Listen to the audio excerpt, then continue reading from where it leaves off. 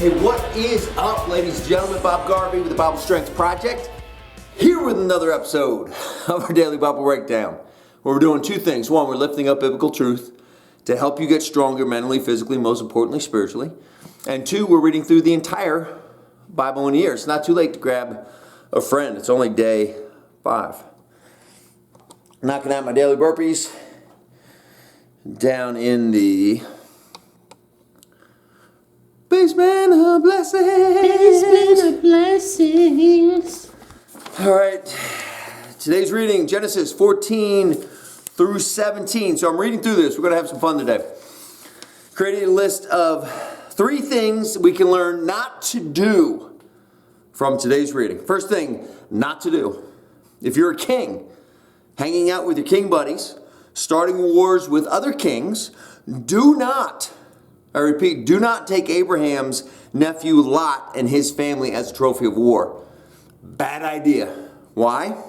Because we read in the middle of verse 14 of chapter 14, 318 of Abraham's servants were fighting men. So he took them, and following the enemy as far north as the city of Dan, that night Abram divided up his troops, attacked from all sides, and won a great victory. There you go. Bad move on those kings' parts. Don't mess with Abraham's family.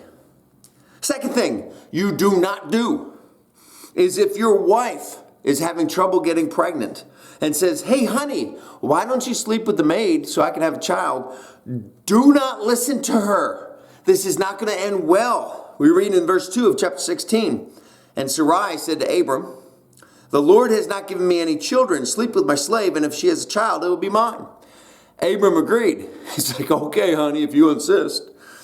Not even 3 verses later, verse 5, we read, then Sarai said to Abram, it's all your fault.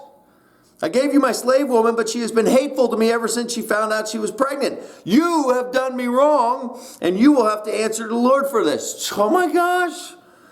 Men, if you get that request from your wife, hey, sleep with my maid, just walk away. Walk away. It's not worth it. And finally, the third thing not to do from today's reading is do not enter into an agreement with the Lord lightly. Think it through, please. Chapter 17. God's talking to Abraham. And he's like, hey, I promise to give you a ton of descendants. Abraham's like, cool. And God is like, I promise to give you all this land. And Abraham is like, cool. And God is like, even some of your descendants are going to become kings. And Abraham's like, cool. And God's like, but there's just this one thing. Just this one thing that I need you to do to prove that you trust me. And Abraham's like, what do you mean? Just one little thing. God's like, oh, it's nothing. Just a little bit of skin off of the tip of your, you know what? What? Reading chapter 17, verse 9. Abraham, you and all your future members of your family must promise to obey me. As the sign that you are keeping this promise, you must circumcise every man and boy in your family. Be careful before you step into agreements with the Lord. Very thankful that we don't do that anymore.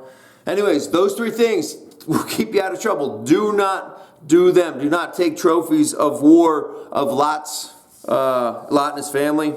Don't listen to your wife when she says, hey, sleep with my maid. And 3, do not step in lightly into agreements with God. There you go. How about that for today's reading? And now for Today's power verse. Today's power verse, Ephesians 2:2. You let the world, which doesn't know the first thing about living, tell you how to live. That's the Message version. Do me a favor.